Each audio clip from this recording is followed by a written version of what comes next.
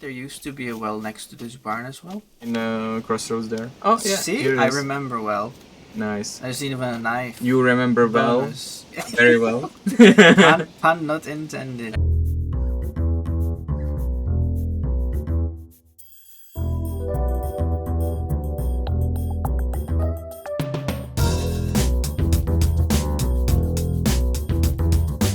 '87.8 Survivor FM Oh, is that he remembers you Hello, very guys. well, and Oh, he yeah, even like yeah. interviewed you. So was I on the day? Ah, okay, I was.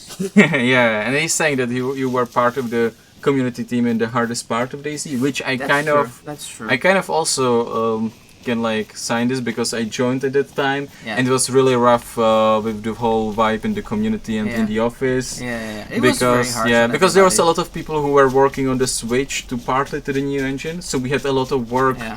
basically hidden from the community that we couldn't show before Yeah. it's ready.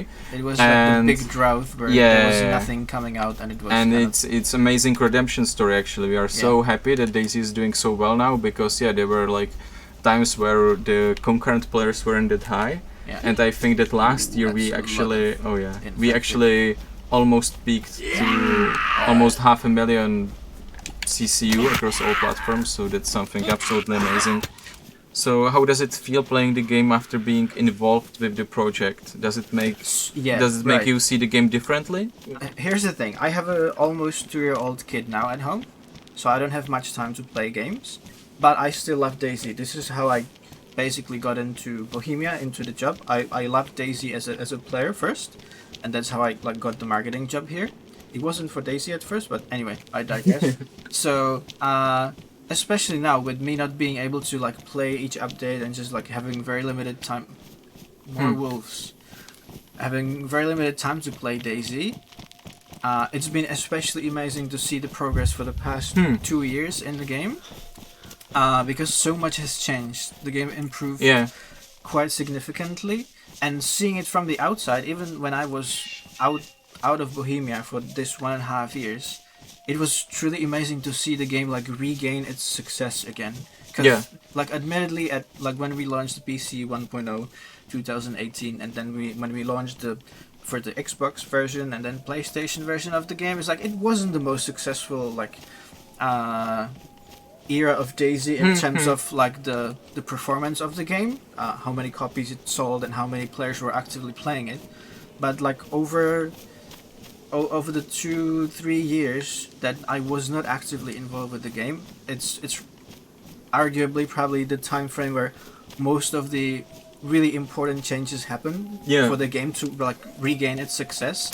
And it's been really amazing watching it from the outside again as a fan of DayZ, because my favorite game was being updated very regularly with cool stuff, and more people were playing it. Yeah, And it's more also and more crazy. people were creating YouTube content about it and Twitch live streams. Because when we were So- working together in 2017, I would never guess that in 2022 we will have a peak Yeah. of players. I Yeah, think yeah, even yeah. this year we already had a peak of maximum concurrent players. So it's really crazy And to think that. I see the player charts every week, because that's part of my job, and I'm constantly amazed every week that even compared to 2021, 22, 23, the game is still able to grow. Even now, each year, we're still getting more and more active player base into the game actually, which is DayZ celebrating 10-year anniversary this year. It's Exactly. how many games can say that if after you can 10 say years. that about gaming franchises, Call of Duty, Assassin's Creed, but there've been 20 releases since but DayZ is still this one game, but constantly updated, constantly improved, and it's amazing. It's amazing from the product point of view as a marketing person, but it's even more amazing from the point of view of me just being a DayZ fan and still loving DayZ, because the game is still with me for all these years, and it's amazing because I still love it. I still get a lot of memories, great memories when we first did the new animation system in 2016-17, and we did the stress test, so people for very limited time could play it, and people were so hyped up about it that the complete mood in the office changed to something much more positive, and it was amazing to see that in the community, at work, and even at home when we were playing with friends, right? So You should chamber it probably. If you... I just wanted to use the scope. But Oh, okay. how do I switch it? Help. I haven't played for a while. I would help you, but honestly, I don't play on Xbox as much. I mean, and when I say as much, I mean like none at all. I just play on PC. Which is actually kind of funny because in 2018 we were together with Martin at Gamescom, and it was representing the first Xbox. It was the first time anyone from public could play the builds, you know.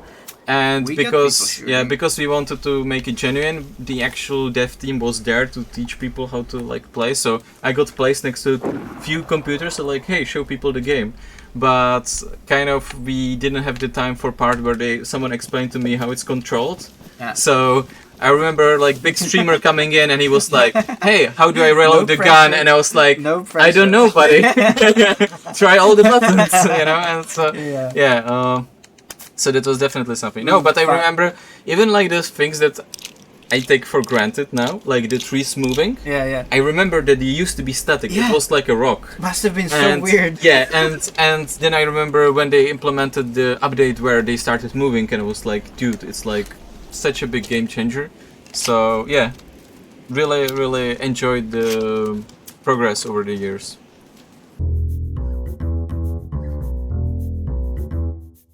I feel like there used to be a well next to this barn as well. Main crossroads there. Oh yeah. See, I remember well. Nice. I've seen even a knife. You remember well. Very well. Pun not intended. I very much miss the games industry, and also just the people at Bohemia. Like, unfortunately, some of the people from the OG DayZ team, of course, they're not here. So Eugene, Bati, if people who have been with DayZ for a couple of years, I'm pretty sure you remember those. So this was really like the dream team, I think, back then.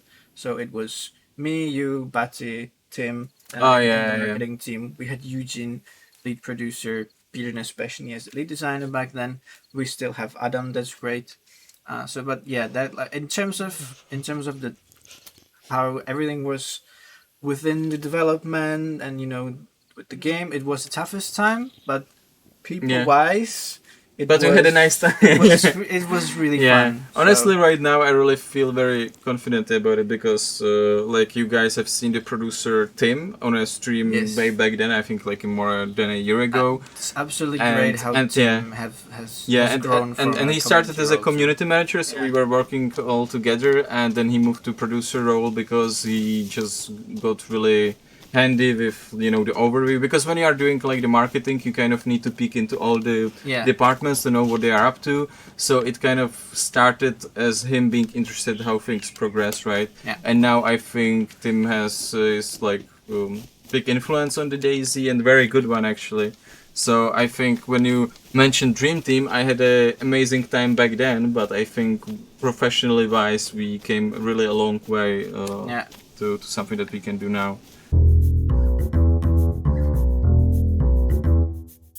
And with the popularity, I think of every like online game out there, there's the issue with cheating that I think Zesty Polvo was asking about, like he was complaining that there's nothing about it being done. Like we commented on it on a couple of streams.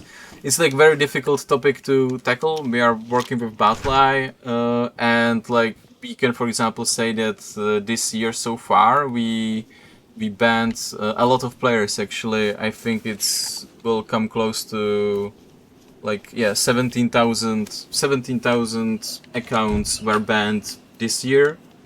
Last year it was even I think more. So how many? Sorry.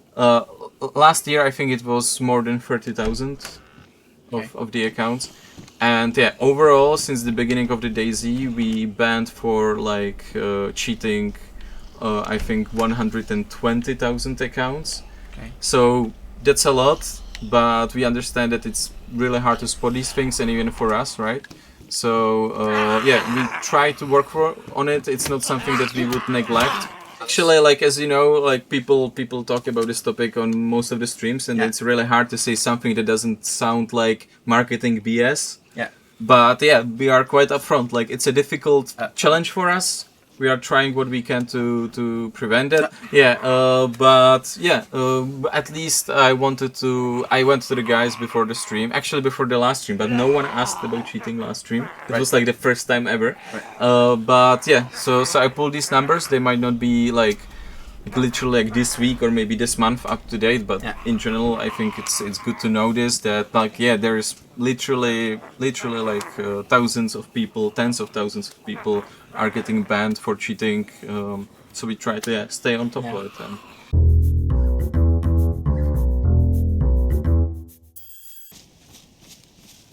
And the transparency in the communication, I guess we always try to be transparent. I mean, I've been with the community team for, like, I worked in QA, I started working in QA in 2016, then we moved to the community team, and I don't think we ever wanted to kind of, make things foggy, or how to say, we always wanted to be clear, but the problem is that not always we get that information confirmed that much ahead of time, especially back then. Now the development, like, people can really say when the updates will probably be, and more or less they are right.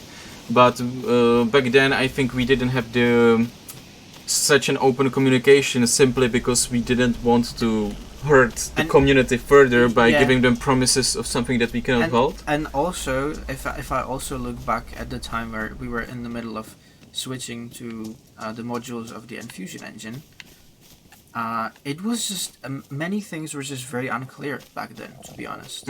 So it's not that we did not want to communicate some things, it's just that to be able to like reliably communicate. Yeah, so I know that people joke about marketing and everything, like everything is slow, so like business like, and we like we would talk our way out of everything, but to be honest, like, we like the game, we want you guys to be happy.